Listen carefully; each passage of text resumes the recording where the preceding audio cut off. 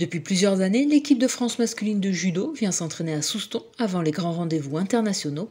Fin août, les judokas français sont venus préparer les championnats du monde qui auront lieu en octobre en Ouzbékistan. On est ici sur un deuxième stage. On est en préparation pour le championnat du monde. C'est le deuxième stage après le stage qu'on a fait en juillet. Fin juillet, on était sur Montpellier sur un stage plutôt à dominante préparation physique.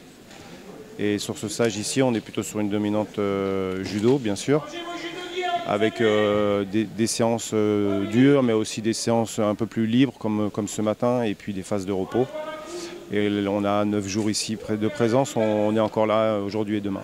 Sous l'œil de Christophe Gagliano et des différents entraîneurs de l'équipe de France, les 9 sélectionnés pour les mondiaux ont répété leur gamme sur le tatami soustonnais. Une sélection composée de jeunes judokas et de plus expérimentés, à l'image de Walid Kiar, qui a changé de catégorie l'an dernier et qui compte bien faire sa place chez les moins de 66 kg. J'ai pris du poids, je suis monté de catégorie. J'avais besoin de changer certaines choses, de découvrir dans d'autres choses aussi. Et du coup, j'ai décidé de changer de catégorie. Et aujourd'hui, je me sens bien dans cette nouvelle catégorie. Je suis content d'être sélectionné sur un championnat important en un an. Ça fait un an maintenant que je suis en 66 et c'est déjà une bonne chose. Le judo en moins de 60 kg et le judo en moins de 66 kg, il n'est pas du tout pareil. Ça n'a rien à voir. Ça n'a rien à voir et je pense qu'aujourd'hui le judo qui me convient le mieux c'est en 66. Donc je suis content d'avoir pris cette décision. Ouais, il y a beaucoup de choses il y a beaucoup de choses nouvelles. Il faut prendre du poids. Avant on en perdait, mais c'est totalement différent. Mais ça fait plaisir, c'est cool, c'est une nouvelle expérience et moi je suis content de la vivre. Champion d'Europe en 2016, Walid Kiar compte bien décrocher une nouvelle médaille internationale en Ouzbékistan, à l'image de Cédric Révol, 3e il y a quelques mois au championnat d'Europe, sa première médaille dans une grande compétition internationale.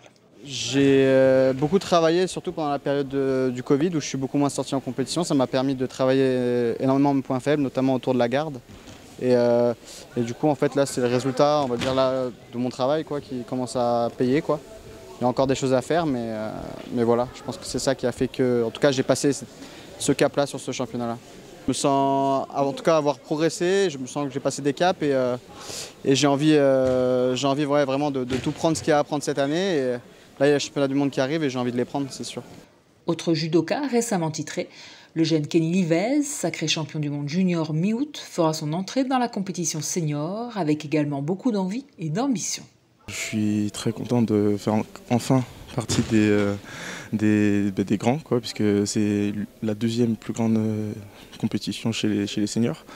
Donc je suis très honoré de cette sélection et je vais tout faire pour défendre ma place à cette journée.